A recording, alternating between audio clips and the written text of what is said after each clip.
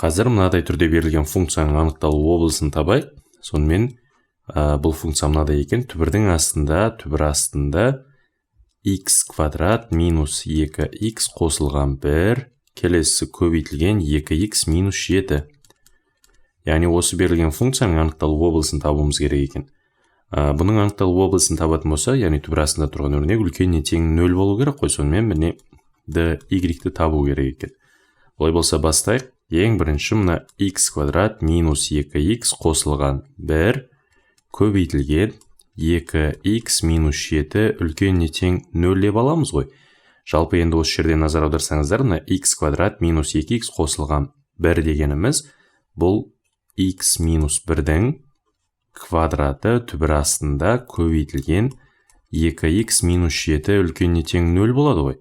Яғни мынау енді квадраттан, егер мысалы түбір астынан квадратты шығаратын болсаңыздар, бұл модульға тең болады. Яғни мына x минус 1-дің квадраты түбірден модуль x минус 1 көбейтілген 2x минус 7 үлкеніне тең 0 деген мынадай теңсіздікке келдік. Ал енді бұл теңсіздікті шығару үшін сіздер ойлауларыңыз мүмкін. Мысалы бүйтіп интервалдар әдісімен шығара саламыз, яғни бұның нөлдерін табатын болсақ, 1 және міне 1, келесі 1 тек кіреді, келесі мынау 7 бөлінген 2, одан кейін бұлай таңбасын анықтасаңыздар, бұл кезде плюс болады да, мына кезде минус болады. Сонда сіздерге керегі тек мына плюс аралық деп, бір ғана аралықты алып кетулеріңіз мүмкін. Сонда бұның жауабы 2-ден 7-ден плюс шексіздікке және 1 деген нүкте болады екен. Яғни осы 1 деген нүктені ұмытып кетпес үшін, яғни жоғалтып алмас үшін мынадай есепті қалай шығарасыздар? Яғни модуль x минус 1 көбейтілген қандай да бір қызықты функция үлкеннен тең 0 болса, бұны өзі аты айтып тұр ғой, міне үлкен немесе тең деп. Яғни екі жағдаймен ашады екенбіз. Біріншісі x минус 1 көбейтілген 2x минус 7 0-ге тең дейсіздер. Келесі x минус 1 көбейтілген 2x минус 7 0-ден үлкен дейсіздер. Сонда осы екеуінің бірігуі мына үлкен немесе тең 0 деген мына теңсіздіктің шешімін береді екен. Олай болса, енді бұны шығару үшін бірінші нөлдерін табайық. Сонда бұның нөлдері бірінші x тең 1 болады, келесі x тең 2-ден 7 деген шығады. Тағы да ескертетінім, міне мынадай модуль көбейтілген, қандай да бір модуль fx көбейтілген модуль емес, міне мұнда жазайын. Модуль fx көбейтілген gx үлкеніне тең 0 болса, мына модуль x-ті ашпаймыз. Яғни 1-ден үлкен болса таңбасы оң, 1-ден кіші болса таңбасы теріс деп екі түрлі жағдаймен ашпайсыздар. Өйткені бұл қандай?